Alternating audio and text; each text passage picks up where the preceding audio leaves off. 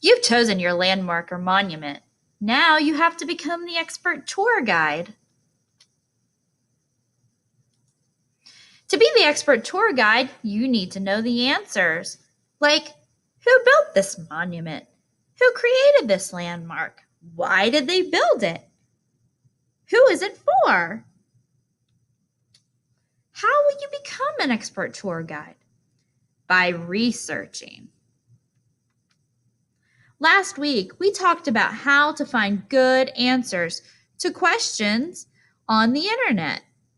We used the 5 W's to evaluate websites that we found by searching in a search engine. For instance, in Google, if you search for the Statue of Liberty, we have to make sure that the information that we find, the websites that we find from Google, are good sources of information.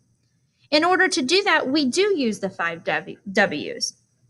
The 5 W's are who, what, when, where, and why. And we can ask them about any internet site to find out if that internet site is exactly what we're looking for. So we might ask, who created this site? Was it an expert, or was it just someone who was interested in the topic? What is the site about? Is the website actually referring to what we need it to refer to? Does it cover the topics that we need covered? When? When was this site updated or created?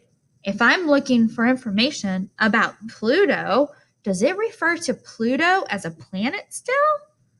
That would be very old. Why?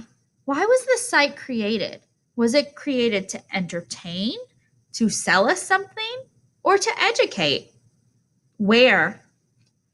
Where did we find this site? We talked about how internet sites have addresses, just like we have home addresses. And we talked about how .coms are different from .govs and are different from .orgs or .edus.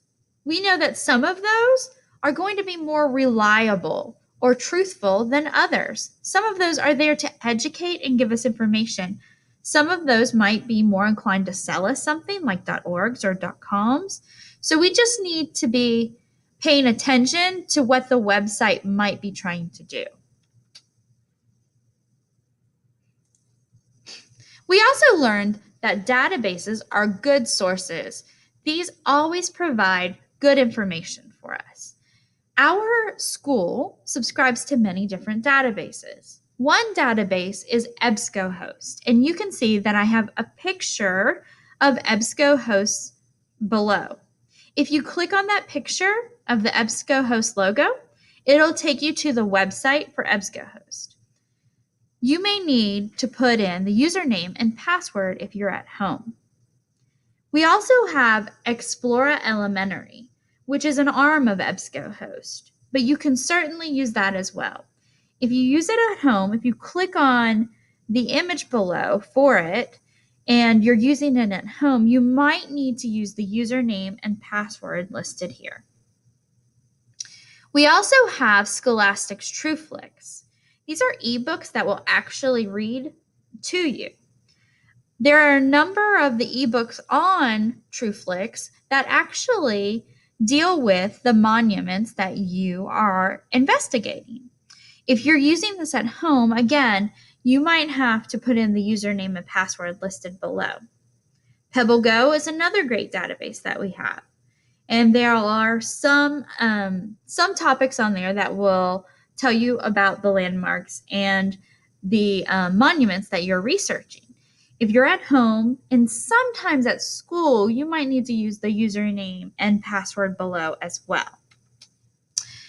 I also created a Google map that is below this presentation, and the Google map has listed on it all of the different landmarks and monuments that first grade has chosen this year for their project. If you can locate your landmark or monument below, they're all indicated with a little marker, and you click on that marker, it'll bring up some information about your landmark or monument. In that information section, you'll see a website, and those websites are .gov or .edu. So most of those should be very good sources of information for you. I'm so excited that you're going to be my tour guide on this fun road trip we're taking. I can't wait to hear all about everything you learn.